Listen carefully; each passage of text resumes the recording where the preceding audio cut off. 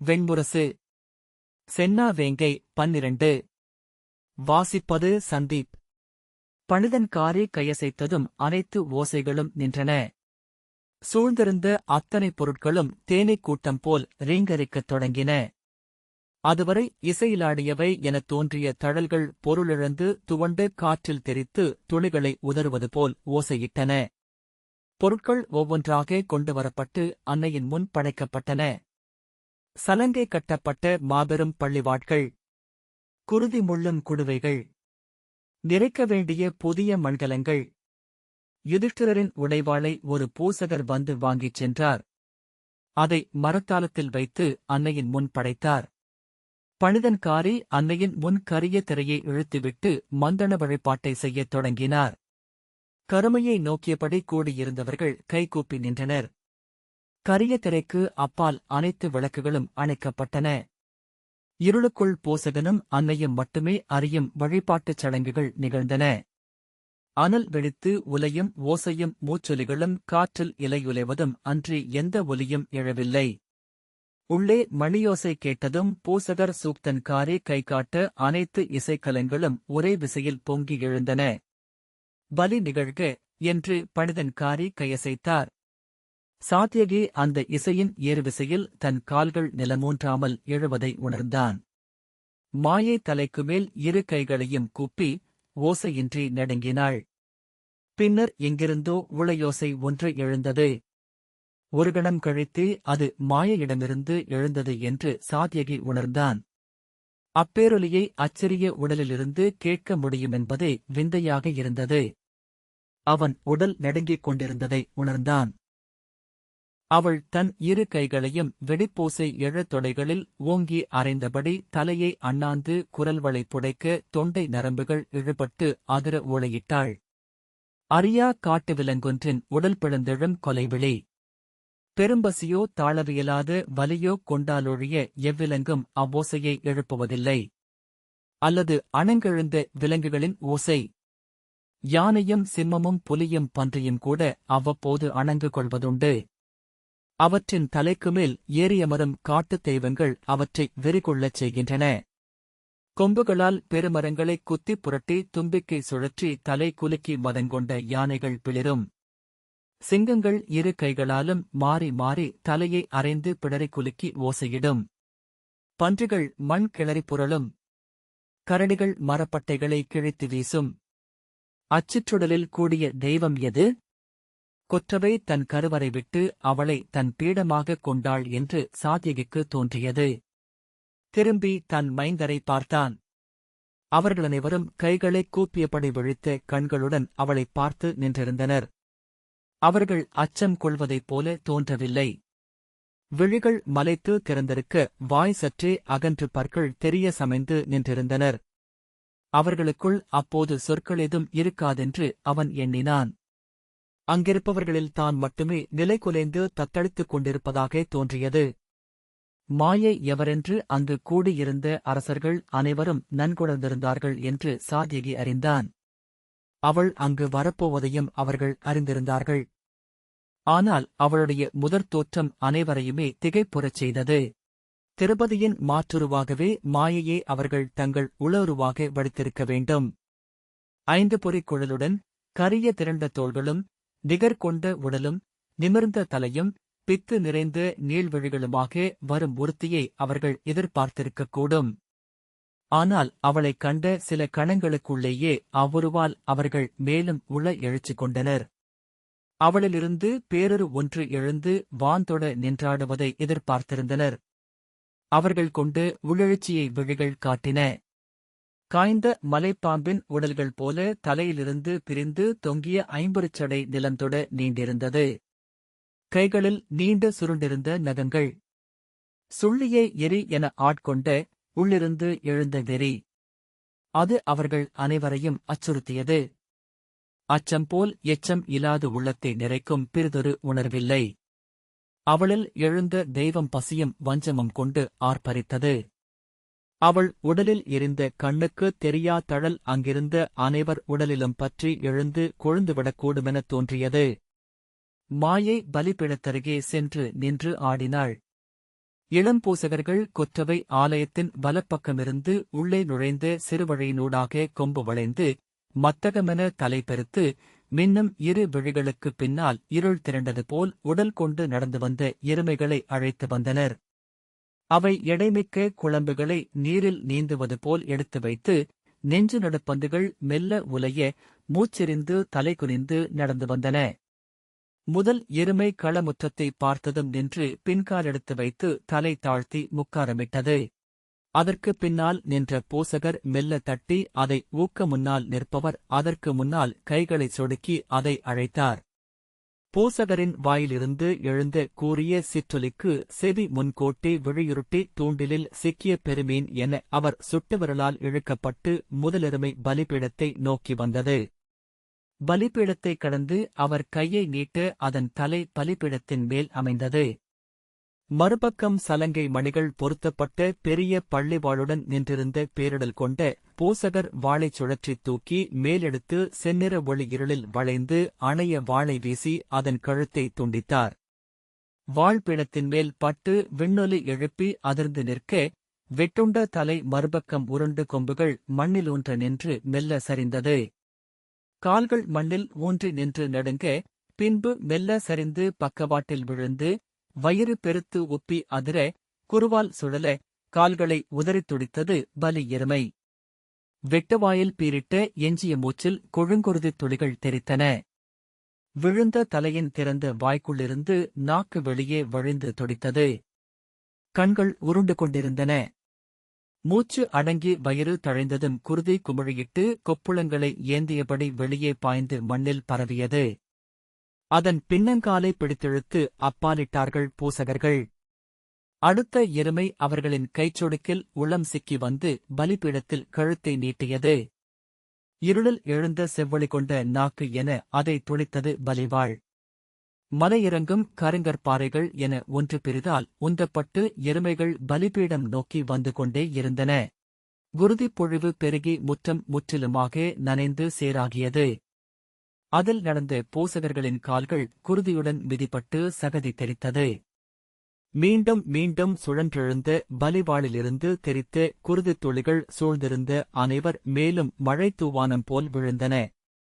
யுதிஷ்டிரர் அறியாது முகத்தில் விழுந்த குருதியை துடைக்க கையெடுத்து பின் தன்னை கட்டுப்படுத்திக் கொண்டார். திருப்பதியின் நெற்றியிலும் கன்னத்திலும் குருதி குழுந்தொளியாக நின்று தயங்கி வழிந்தது.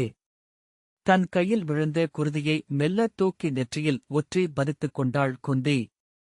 பள்ளிவாள் சுழன்று வீசுந்தோறும் குருதி மழையென அனைவர் மீதும் சொட்டியது. தன் முகத்திலும் தோளிலும் குருதி வழிவதை சாத்யகி உணர்ந்தான்.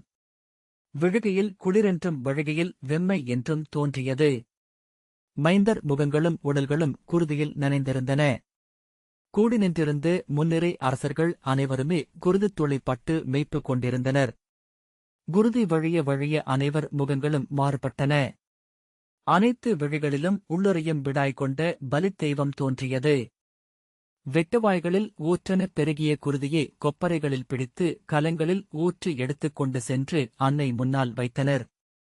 108 எருமைகள் பலியிடப்பட்டதும் அவற்றின் குருதி 108 கலங்களில் அன்னை முன் களத்தில் படைக்கப்பட்டது. உடல்கள் இழுத்து அகற்றப்பட்டு முற்றம் விரிக்கப்பட்ட தசை பரப்பு என குருதியில் பந்த ஒளி மின்ன மிதித்தடங்கள் பரவிக் கிடந்தது.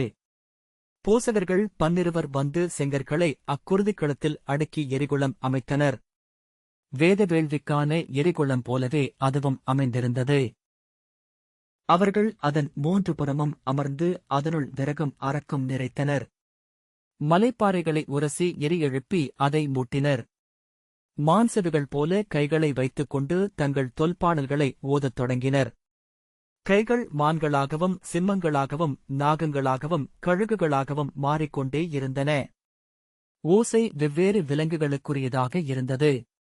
ஒவ்வொரு எருமையிலிருந்தும் வெட்டி எடுக்கப்பட்டு ஒரு துண்டு ஊன் 108 சிறு மண்டாலங்களில் அவ்வேள்வி குளத்தை சுற்றி பரப்பப்பட்டிருந்தது.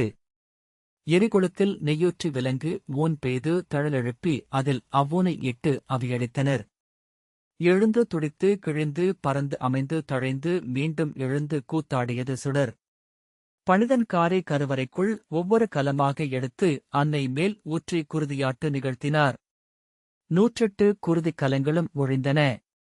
அன்னையின் முன் இருந்த சிறு கலத்திலிருந்து குருதியை எடுத்துக் கொண்டு வந்து அதில் கமுகுப்பு குலையை முக்கித் தழல் போல் நின்று ஆடிக்கொண்டிருந்த மாயை மேல் வீசினார். நெய்த்துளிகளை எரி என அதை ஏற்று அவள் எழுந்தாடினாள். சூழ்ந்திருந்த அனைவர் மேலும் சுழற்றிச் சுழற்றி விசிறியடித்தார்.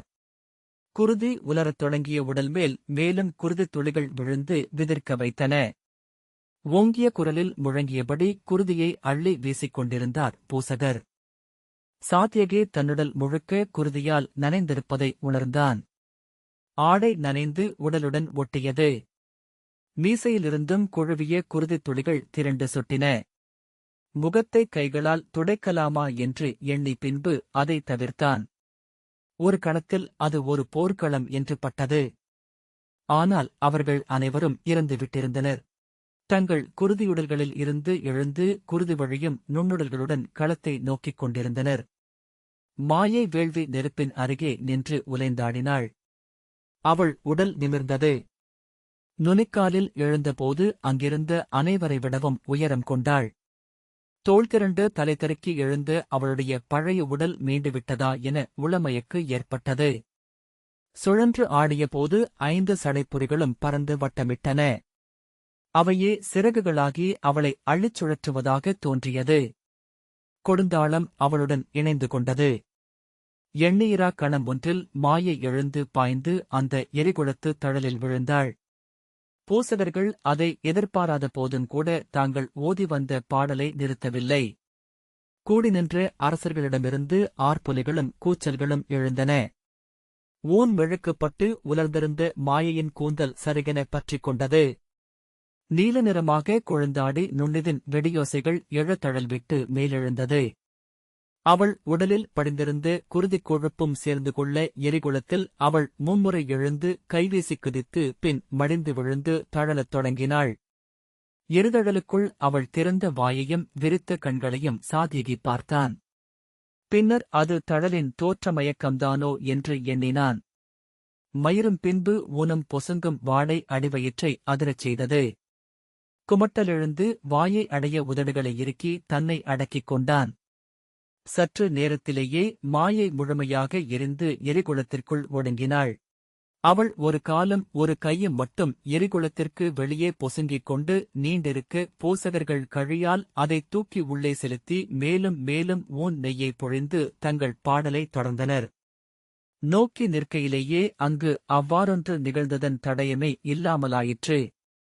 எரிகொளுத்து நெருப்பு ஊனை வாங்கி நீலமும் சிவப்பும் கருமையுமென உருக்காட்டி எழுந்து படபடத்தாடியது. பணிதன் காரை கருவறைக்குள் கைவிரித்து செய்கை காட்டி பலி ஏற்கும்படி அன்னையை வேண்டினார். பின்னர் கருவறையிலிருந்து வெளியே வந்து கைதூக்க முழவும் கொம்புகளும் அமைந்தன. பூசகர்கள் தங்கள் பாடலை முடித்து கைகூப்பி அமைந்தனர். பணிதன்காரி அன்னையின் முன் படைக்கப்பட்டிருந்த யுதிஷ்டிரரின் உடைவாளை அதிர்ந்த தாளத்துடன் எடுத்துக்கொண்டு வெளியே வந்தார். அரசே, போருக்கு அன்னையின் ஆணை எழுந்துள்ளது. மண்ணில் எழும் சாறுகளில் தூயது குருதி. விண்ணிலிருந்து பொழியும் சாரான மழைக்கு நிகர் அது. அனைத்து நீர்களிலும் வேள்வி செய்ய மூதாதையர் ஆணையிடுகின்றனர். ஆயின் குருதியில் செய்யப்படும் வேள்வியே அவற்றில் முதன்மையானது. இக்குருதி வேள்வி உங்கள் குடியை வெல்லச் செய்யட்டும். உங்கள் சொல் இங்கு நிலை கொள்க என்றார். யுதிஷ்டிரரிடம் அவர் அந்த உடைவாளை நீட்டினார். யுதிஷ்டிரர் அதை கை நீட்டி வாங்கப் போன போது அவரது மறுபக்கம் நின்றிருந்த திருப்பதி 3:8 எடுத்து வைத்து கை நீட்டி, பூசகரே, அதை இங்கே அழியுங்கள் என்றாள். பணிதன்காரி, ஆம் பேரரசி என்றபடி தாளத்தை திருப்பதியின் அருகே கொண்டு வந்தார். திருப்பதி அந்த வாளை கையில் எடுத்தபோது கூடி நின்றவர்களிடமிருந்து அறிய முடியாத முழக்கொலி எழுந்தது. உடல் மறைந்து வெற்று விசையென காற்றில் நின்றிருப்பது போல் ஓர் உள எழுச்சியை சாத்யகி உணர்ந்தான். திருப்பதி அந்த வாளை நோக்கிக் கொண்டிருந்தாள். அதில் குருதிச்சம்மை மேல் பந்தங்களின் செவ்வொளி அலையடித்தது. அவள் அதை சற்றே திருப்பியபோது முகத்தில் ஒளி விழுந்து சென்றது. அவள் உடலும் விழிகளும் முழுமையாக மாறிவிட்டிருந்தன. உடல்வாயில் திறந்து உள்ளிருந்து பிரிதுருத்தி வந்து நின்றிருப்பது போல். அவள் அந்த வாளைச் சுழற்றி தலைக்கு மேல் மும்முறை தூக்கி ஆட்டி வேங்கை போல் குரல் எழுப்பினாள். அவளில் தெய்வம் வெறியாட்டுக் கொண்டது போலிருந்தது. அரசர்களே, தொல்குடியினரே, வீரர்களே, எழுக! இப்போர் பெண்பழி தீர்ப்பதற்கென்று நிகழ்க! அவை நின்று என் பழி கொண்டவர்களின் நெஞ்சு பிளந்து குருதி கொண்டு குழல் முடியாமல் இது முடியாது. இப்புவியே அளிக்கப்படினும் அவ்வெம்பழி அடங்கிய பின்னரே இப்போர் முற்றொழியும். இது எனது போர். இங்கெழுந்த அனைவரும் எனது மைந்தர்கள். மூதன்னை ஆணையிடுகிறேன். என் பொருட்டு போர்வஞ்சம் கொண்டு எழுக! என் பொருட்டு குருதியிலாடுக! என் பொருட்டு உயிர் விடுக! என் பொருட்டு களம் வெல்க! உங்கள் குடிவழியினரில் என்றும் என் சொல் நிலை கொள்ளட்டும். பெண்பழி கொண்ட மண்ணில் பிறிதொரு அறமும் இல்லை என்று உங்கள் நூல்கள் அறைகூவட்டும். எழுக! இப்போர் வெற்றியிலன்றி பிறிதொன்றிலும் நிலை கொள்ளாதாகுக என்று அவள் கூவினாள். அங்கு கூடியிருந்த அனைத்து அரசர்களும் தங்கள் உடைவாட்களை உருவி தலைக்குமேல் தூக்கி வெற்றிவேல், வீரவேல் என்று கூவினர். நிஷாதரும் கிராதரும் அரக்கரும் அசுரருமென திரண்டு நின்றிருந்த குடித்தலைவர்கள் அனைவரும் தங்கள் கோல்களையும் வாள்களையும் தூக்கி வெறிகொண்டு கூச்சலிட்டனர். வெற்றிவேல், வீரவேல், பழி வெல்வோம், குருதி கொண்டு நிகர் செய்வோம், அன்னையின் பணியில் எங்கள் குடி வாழ்க என்று கூவினர். அங்கு எழுந்த அந்த வெறியை அவர்கள் அனைவர் உடல்களையும் திரைச்சீலையென கிழித்து திறந்து எழுந்த தெய்வங்களின் வெறியாட்டு என்று சாத்யகி உணர்ந்தான். இளைய யாதவரை நோக்கினான். அவர் இமைகள் மட்டுமே தெரிய நிலம் நோக்கி விழிசரைத்திருந்தார். பூசகர்கள் தங்கள் பாடல்களைத் தொடர்ந்தனர். திருப்பதியை சேடியர் சூழ்ந்து பற்றிக் கொண்டனர். அவள் தன் கைநகங்கள் உள்ளங்கையில் பதிந்திருக்க வெண்பற்கள் தெரிய பற்களைக் கடித்து தலையை அசைத்துக் கொண்டிருந்தாள். சேடியர் திரைச்சீலைகளுடன் ஓடிச் சென்று அவளை சூழ்ந்து கொண்டனர். அவளை அதன் நடுவே நிற்க வைத்து வெளியே கொண்டு சென்றனர். சூழ போர்க்குரல்களும் வஞ்சனங்களும் ஒலிக்க படைக்கலங்கள் அலையலையாக எழுந்தமைய அவள் வெளியே சென்றாள். அவள் மறைந்ததும் கூச்சல்கள் மேலும் பெருகின. படைக்கலங்களைத் தூக்கி அசைத்தபடி அரசர்களும் குடித்தலைவர்களும் ஆலயத்திலிருந்து வெளியே சென்றனர். அங்கே கூடி நின்றிருந்த அவர்களின் படைத்துணைவர்களை நோக்கி அவர்கள் போர்க்கூச்சலிட அவர்களும் இணைந்து கொண்டனர். போர் முழக்கம் ஆலயத்திலிருந்து கிளம்பி வழியெங்கும் நிறைந்திருந்த வீரர்களினூடாக பரவிச் சென்று நகரெங்கும் நிறைந்தது. நகரத்தின் ஓசை பெருமழை போல கேட்டுக் கொண்டிருந்தது. யுதிஷ்டிரரும் பாண்டவர்களும் வெளியே சென்றனர். அவர்களைக் கண்டதும் ஆலயத்திற்கு வெளியே மேலும் ஆர்ப்பரிப்பு எழுந்தது. இளைய யாதவரும் வெளியே சென்றார். சாத்யகி மெல்ல உடல் நெகிழ்ந்து பெருமூச்செறிந்தான். சேடியர் இளவரசியை அழைத்துச் சென்றனர். சுரேசர் சாத்யகியிடம் வந்து, தாங்கள் கிளம்பலாம் யாதவரே என்றார். ஆம் என தலையசைத்த சாத்யகி அசங்கனிடம், நீ இளையோரை அழைத்துக் கொண்டு மாளிகைக்கு செல். நான் நகரின் படைநிலைகளை பார்த்த பின்னரே வருவேன் என்றான். அசங்கன் தலையசைத்தான். அவர்கள் வெளியேறிச் செல்ல சாத்யகி அசுரவேள்வியை நோக்கியபடி நின்றான். அவர்களின் தொல்வேதம் மெல்ல திசையழிந்து ஓய்ந்தது. அவியென மலர் சொரிந்து தவளை ஓசையுடன் இசைக்கத் தொடங்கினர். மெல்ல சொற்கள் இல்லாமலாகி வெறும் தவளையோசையே எஞ்சியது. பின்னர் தன்னைச் சூழ்ந்து தவளையோசையை சாத்யகி கேட்கத் தொடங்கினான். அது உளமயக்கா என செவிகூர்ந்தான். மெய்யாகவே தவளைக் குரல்கள்தான். அவன் அதன் பின்னரே தன் உடலில் நீராவியின் வெக்கையை உணர்ந்தான். மழையிறங்கப் போகிறது என தோன்றியது. அண்ணாந்து வானை பார்த்தான். கீழ்வான் சரிவில் மெல்லிய மின்கிழிசில் துடித்தமைந்தது. மேற்குவான் சிம்மம் போல் உருமியமைந்தது. அப்போசகர்கள் எதையும் விழிகொடுக்காமல் எழுதழலையே நோக்கியபடி அவியிட்டு ஓதிக் கொண்டிருந்தனர். மீண்டுமொரு மின்னலில் அனைத்தும் மெல்ல துலங்கியமைந்தன. இடியோசை அண்மையிலிருந்து உருண்டு அகன்றது. அடுத்த மின்னலுக்காக அவன் விழி எதிர்பார்த்துக் கொண்டிருக்க அனைத்தையும் வெண்மையாக்கும்படி பெருமின்னல் எழுந்து அணைந்தது. கண்களுக்குள் குருதிக்குமிழிகள் பறக்கும் செம்மை எஞ்சியது. சூழ்ந்திருந்தவர்களின் அச்சக்குரல்கள். இடி தலைக்குமேல் ஒலித்தது. புவி இரண்டாகப் பிளப்பது போல. அவ்வோசை அணைவதற்குள் அடுத்த மின்னல். மீண்டும் ஒரு இடி. சாத்யகி மைந்தர் சென்று சேர்ந்திருப்பார்களா என எண்ணிக் கொண்டான். சாலை முழுக்க படைவீரர்களும் நகர் மக்களும் தோளோடு தோள் தொட்டு நிறைந்திருக்கையில் தேர்கள் எளிதில் செல்ல முடியாது. இடியோசை எழுந்தமைந்ததும் பல்லாயிரம் தொண்டைகள் எழுப்பிய களிப்போசை மேலெழுந்தது. போர்க்கூச்சல் அலையலையாக எழுந்து அமைந்து கொண்டிருந்தது. எத்தனை நேரம்தான் போர்வெறி கொண்டு கொந்தளிப்பார்கள்? எப்போது உளம் அமைவார்கள்? இன்னும் சற்று பொழுதுதான் விடிந்துவிடும். நாளை அந்தியிலேயே படைப்புறப்பாடு அறிவிக்கப்பட்டுவிடும். மேலும் மேலும் மின்னலும் இடியும் நிகழ்ந்து கொண்டிருந்தன. முதல் துளி மழை அம்பு போல தன் தோளில் விழுவதை உணர்ந்தான். எண்ணம் சிலிர்ப்பதற்குள் மேலும் மேலும் துளிகள் வந்து விழுந்தன. வணங்கி நின்றவர்கள் அன்னையே, தேவியே எனக் கூவினர். மழை பெரிய துளிகளாக பெய்யத் தொடங்கியது. எரிகுளம் நனைந்து புகை எழுப்பியது. பூசகர்கள் தவளைக்குரலை எழுப்பியபடியே இருந்தனர். எரிகுளம் முழுமையாக நனைந்து அணைந்தது. அதில் மழைநீர் தேங்கியது.